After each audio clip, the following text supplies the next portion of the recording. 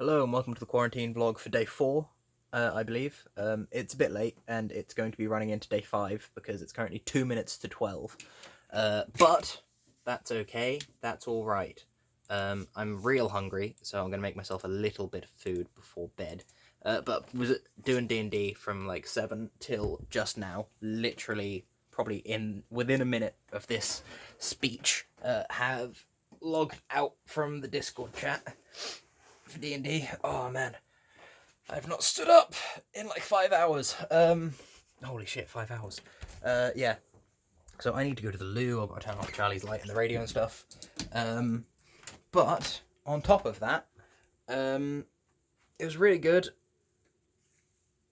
I would have vlogged earlier, but I couldn't really because my granddad was here for pretty much all of the daytime, and I was exhausted like immediately before D&D, so I couldn't really do it then either, which left me with the option of now, really. But yeah, apparently the Prime Minister has coronavirus. That's brilliant. Hi Charles, sorry it's late. I knew. But yeah, tomorrow / later today, if that is that time yet. Yes, later today, though we will refer to it as tomorrow for the purposes of the rest of this vlog, I will be... Oh yeah, sorry Charles, turn off the light, I know. Yeah, I will be doing lots of reading, because I need to finish my readings tomorrow so that I can, well, hopefully finish them tomorrow. Of course they left the light on in the garage, so now I've got to go out to the garage. Yeah, I have to finish my readings for tomorrow. Well, tomorrow for Sunday, so I can do the revisions on Sunday, which means I will have finished it this week, which is the goal. Then,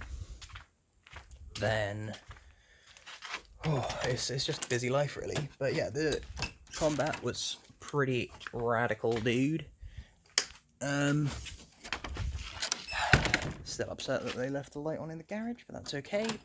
Can you see those little lights on the washing line over there? Yeah, solar powered. Oh, hello Doge. That was unexpected. But yeah, my D&D character is a werebear, bugbear, barbarian. However, their barbarian rage is more like a zen focus, as they were trained in a monastery and whatnot. So, less of a rage, and more like battle mode. Or that we use the same rules as rage, but rather than it being like flavoured for grrr, anger and all that, it makes more sense for me to be like focus. But your focus slips if you don't attack, which is the main thing you're focused on in a rage, or take damage, which I guess is like just like a jolt, like an adrenal shock to keep you in that state of heightened awareness. But I've not been able to control the whole werebear thing yet. I wasn't able to stay for the whole of last session, and then it didn't come up this session, but I'm going to send a message to the DM. Probably won't read it till tomorrow, but that's fine. Just saying, hey dude, I want to train with the werebear thing, on top of all the training he usually does. But I've also asked whether I can do, so the polearm master feat, I'll just explain it this way, allows you to do a variety of things, as a lot of the combat-oriented feats do.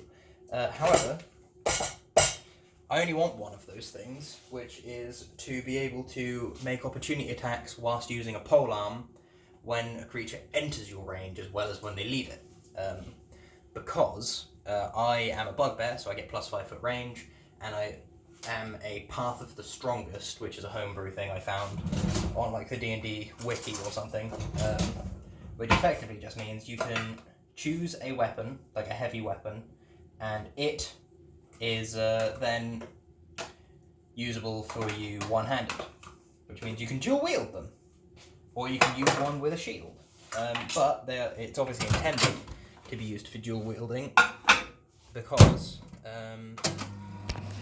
The level 6 ability is that when you dual wield them, you get +1 to your AC and can add your modifier to your offhand attack, which effectively gives you 3 attacks per round rather than 2, kind of like Frenzy Barb, but you also get the added bonus of a +1 to attack, not +1 to attack, +1 to AC, while dual wielding, but it does mean you can't use a shield, so it sort of offsets that, because barbarians can use shields with their unarmored defense. And then, like, you can do some real good stuff, but you can reckless because it's a heavy weapon. You can stack Great Weapon Master on top of that, which I will probably do eventually. But at the moment, I'm playing a 6-year-old bugbear because they reach full maturity at 11, I believe, is when they're sort of like adults. So he's currently like teenage or something like that, or like they live until 11 or something like that. They don't live particularly long. So yeah, he's like still a teenager, like teenager type person. So he's not like reached peak performance yet, which is where I'm thinking Great Weapon Master would be, is when he's sort of like in the later stages of puberty, so to speak. So I'll probably take Sentinel because he's like a highly trained individual. He's physically gifted, he's got 20 in all the physical stats. And then I think a 14, a 10, and a 2 for his other stats. So he's pretty balanced, I would say, considering that he's been out-damaged by pretty much everyone else apart from the Bard. Like, everyone else can deal out more damage, it's just he has so much health that he is the tank that does reasonable amounts of damage. But, yeah, he's...